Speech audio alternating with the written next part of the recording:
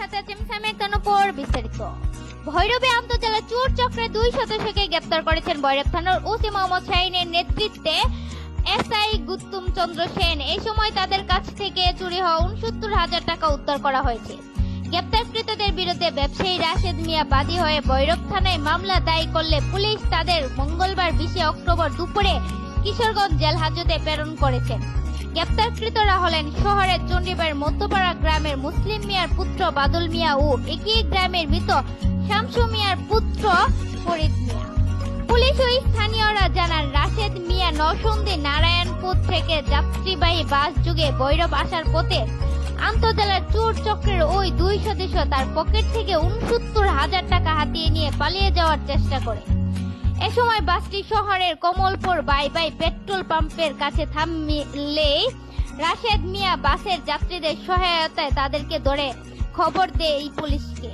পরে ভৈরব থানার পুলিশ এসে আটককৃতদের তল্লাশি করে ৬৯,০০০ টাকা উদ্ধার করে। এ বিষয়ে ভৈরব থানার তদন্ত আলী মোহাম্মদ রাশেদের ঘটনার সত্যতা স্বীকার করেছেন।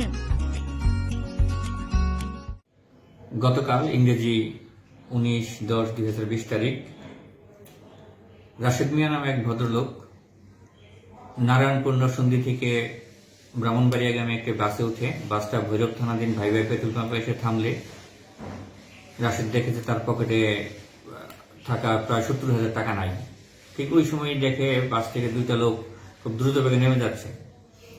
তো রাশেদ তাদেরকে সন্দেহমূলক একজনকে ধরে, বাদল নামে একজনকে ধরে, আর সাথে আরেকটা লোক পালায় যায়।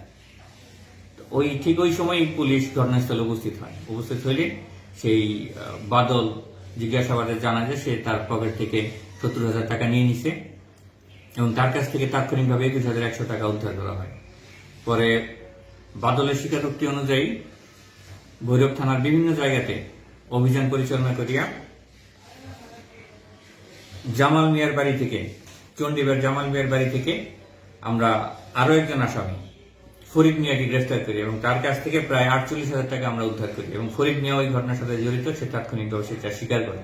পরবর্তী থেকে তাকে আমরা থানায় নিয়ে আসি এবং তাদের বিরুদ্ধে মামলা করিয়া আমরা তাকে কোর্টে প্রেরণ করি দুজনকে এবং উদ্ধারকৃত টাকা আমরা বাদীর জিম্মায় দিয়ে দিই।